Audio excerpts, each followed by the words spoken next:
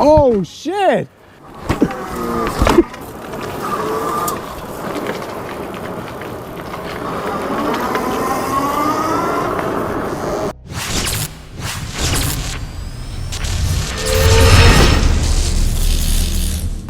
Testing, testing. Microphone check. Is this thing on? So what is up, guys and girls? I'm coming to you today from my car. And where am I headed? I'm going on a little adventure. And I want to start this one off by saying thank you to all of you. Thank you for all that love and all the support. So it truly is amazing. So many wonderful things have been happening. So many memories have been made. So many friendships have been made. This journey truly is amazing, and I am thankful to be able to have the opportunity to share it with all of you. So where am I off to? I am on my way to Spark CycleWorks in Brantford, Connecticut. And if you guys don't already know and are living in the tri-state area, know that Spark CycleWorks is only a hop, skip, and a jump away. So why am I headed to Spark CycleWorks? Well, the BANDIT has a lot to do with it. And if you guys do not already know, the BANDIT is in stock and it's on sale. The BANDIT is probably the most affordable e-bike on the market that comes with both front and rear suspension, reaches speeds of 40 plus miles an hour, has a range of approximately 30 miles at those speeds, and you cannot find a deal like that out there on the market. And to make things even sweeter, if you want to save $100, use my code. So why is the BANDIT bringing me to Spark CycleWorks? Well, I'll tell you. A couple weeks ago, Matt reached out to me and asked me, hey, if you were to customize your own BANDIT, what components would you use? And I gave him a list. So to my surprise, he compiled all of those parts, and we're creating something special. I think he's calling it the Mr. E BANDIT Edition. So that is very exciting. All the components are there, and what are we gonna do today? We're gonna put this bad boy together. That's right, we are gonna put those components together. Now, if you've read the description, I always say, let's strap on those gloves because we're going for a ride. So are you ready? Let's go.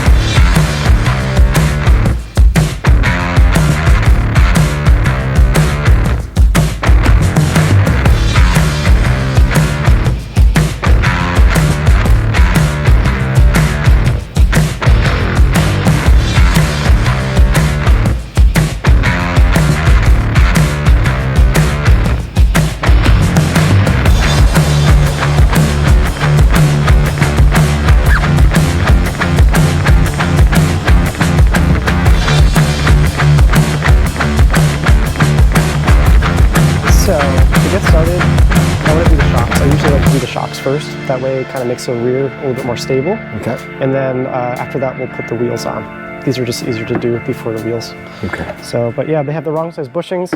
Okay. So we're gonna pop those bushings out. and pop these ones in. I would love to have a second angle Yeah, I know. on what we're doing.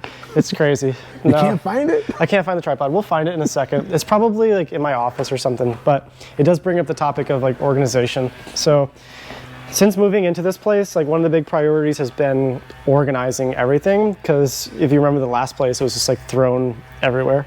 So we've finally gotten to the point where every single component is now organized. We have like a quick inventory system down here, and then we have a longer term inventory system that's in the top loft.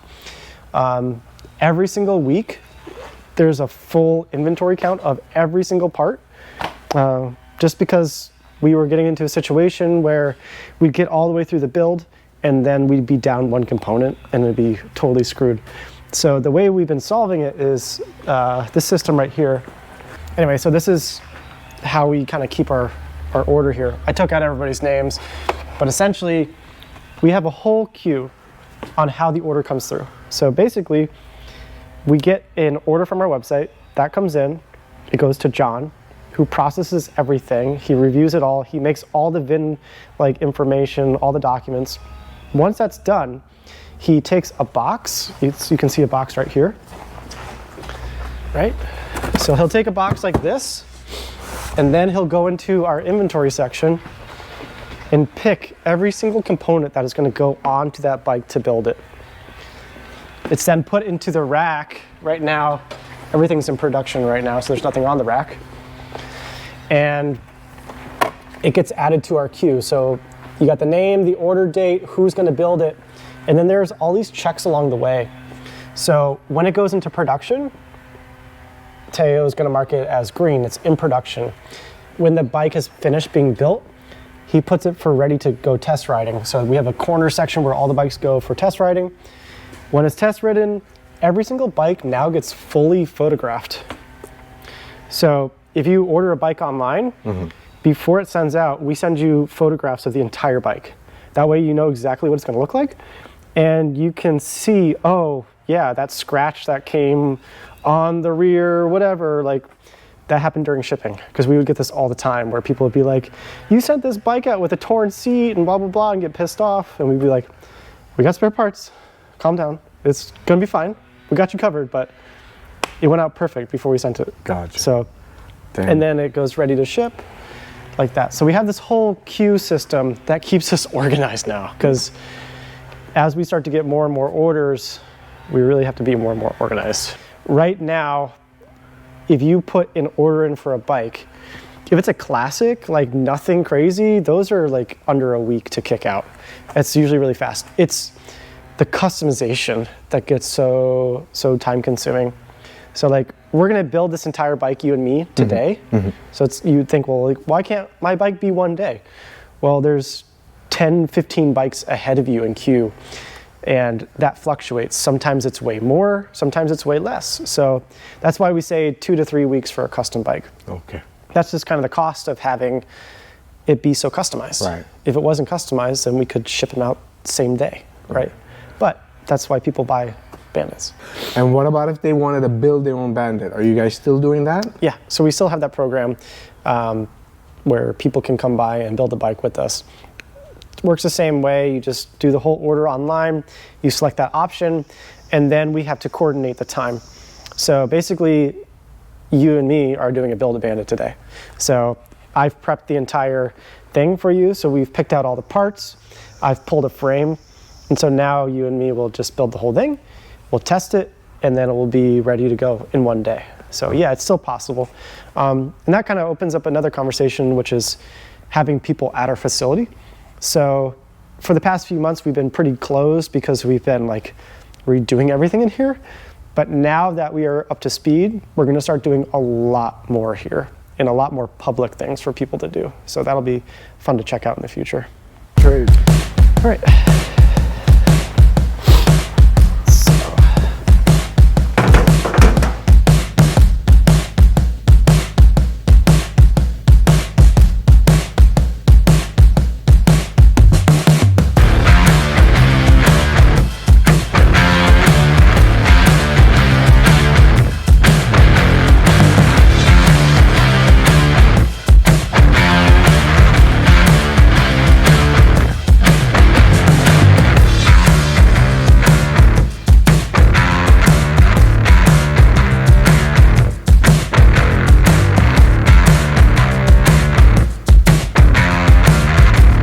just got a delivery of torque arms, I think, actually.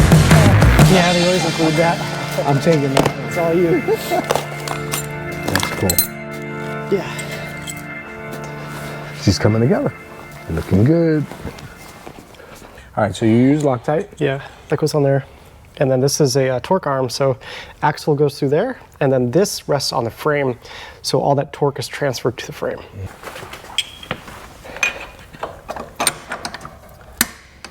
Wow. Yeah. Dude.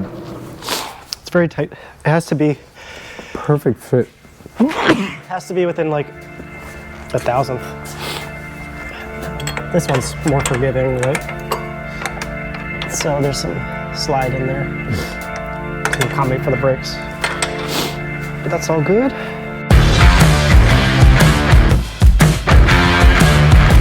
I'm just curious, how many of these have you put together yourself? Myself? Yeah. That's a really good question. Actually, they were, Taryn and Teo were talking about it the other day. Really? Yeah. They've built way more than me.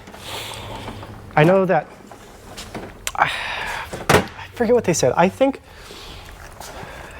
each one of them, I thought had done at least 100, 150 or something like that. That's good. Means you know these like the back of your hand. Yeah. That's the other thing. It's like we don't really have like, we don't have like the 2019 Bandit, 2021, like all these different years. Mm-hmm. We kind of did it for the 52 volt because it was so different. But the bike has just been continuously improving, right? So, So you have to know all the different ins and outs of them. what version would you say you are up to? 6 or 7. Really? Yeah. The biggest design change besides the motor was the controller box size. Like that's the older style controller box that was almost 3 times the size. Oh wow, yeah, look at that. Yeah. So what is this, a V1? That's an old one. Yeah. We did a step-through version for a while. Oh. Yeah. I just have... Not sell well at all. For real? That's what we learned, yeah. No step-throughs. All right, so what are we putting on now? So this isn't, yeah. Another thing that we've been doing lately, the kickstand you can see is mounted here normally, but I like to put these like improved kickstand brackets on it, especially for like some of the heavier custom bikes. So if it's got like different shocks or like the V tires are a little bit bigger, or dual battery especially, I put these on there, and this kickstand is just like, it's so much stronger. It's way better.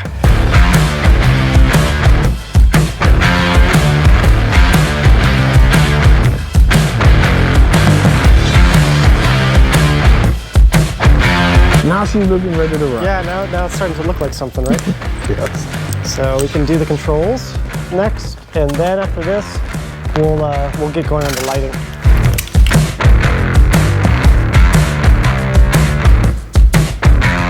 So the grips are going to be kind of funny because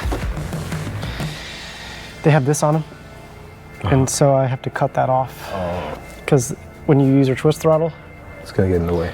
Yep. I probably will. No. Yeah, but this will get in the way on that throttle. So we'll just make a nice clean cut.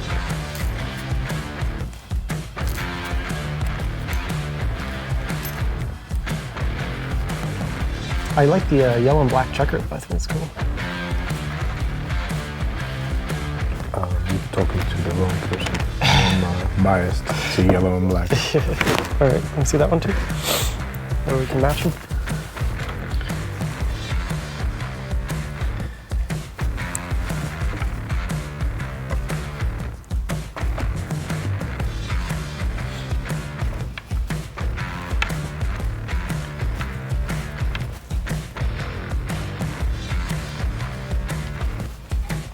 Nice. Cool. Now this is going to be the fun part. Getting this on. We got some tricks.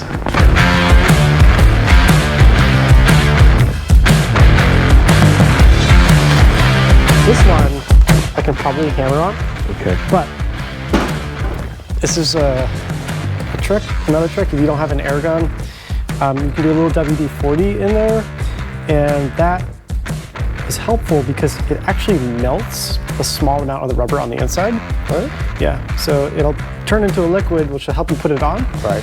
And then as the WD-40 continues to react, it will harden and it will actually glue that on there, so it will help prevent slipping. Ooh. So let's see if that helps us. Yeah.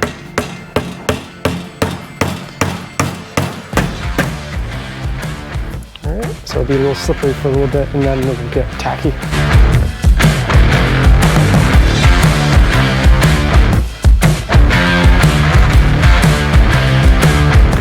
So I went through the process of wiring this up. So the BANDIT runs 12 volt, just like every other motorcycle. So we got this one on Amazon. It's a cool dual headlight. It has these halos, which is pretty awesome. But it had a ton more wires. So I just had to go through and figure out which ones to wire up. And then we got some of these cool turn signals. I guess they don't blink, we just figured that out, but we'll see what happens there. But they look really cool, and they're also running on 12 volt. So let's get this guy up a little higher.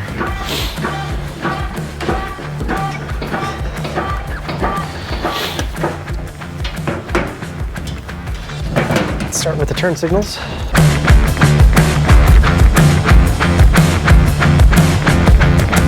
I hate to say this, but What's that? I need help with my nut. Okay, I can help you get your nut.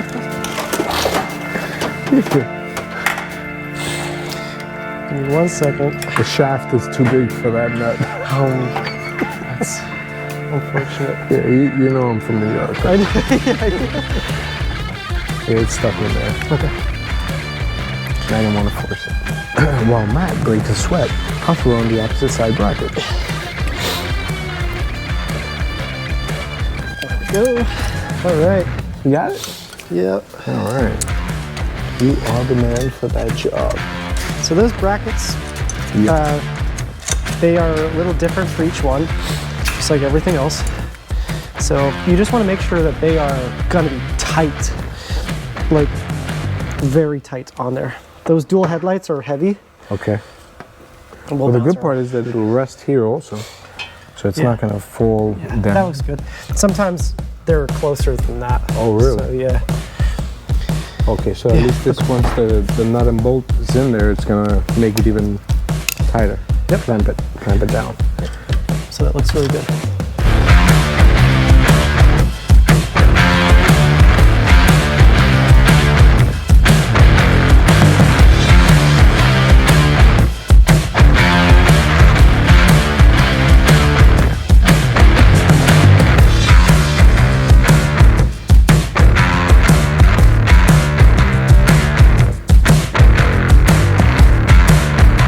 So the controllers come pre-programmed with some funky program on it.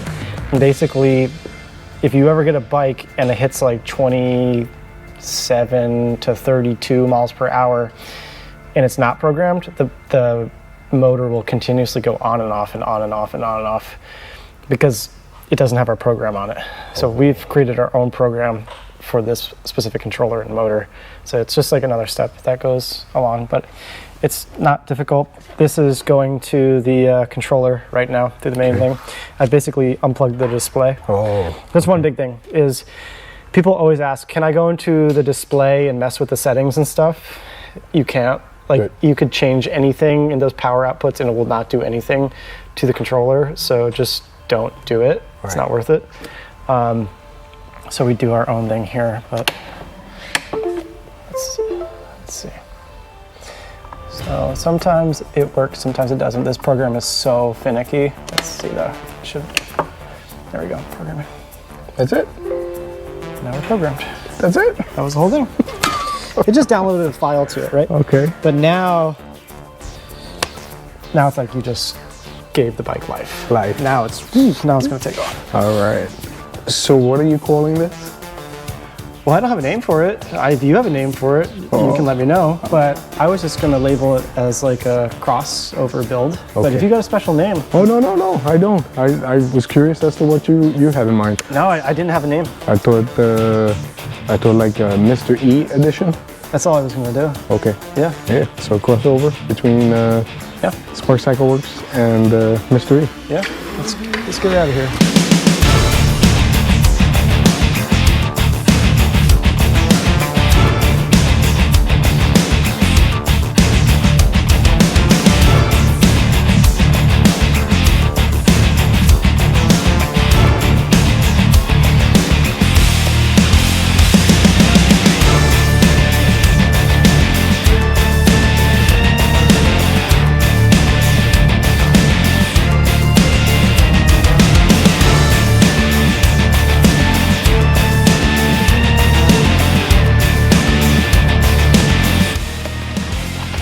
Alright, so there you have it.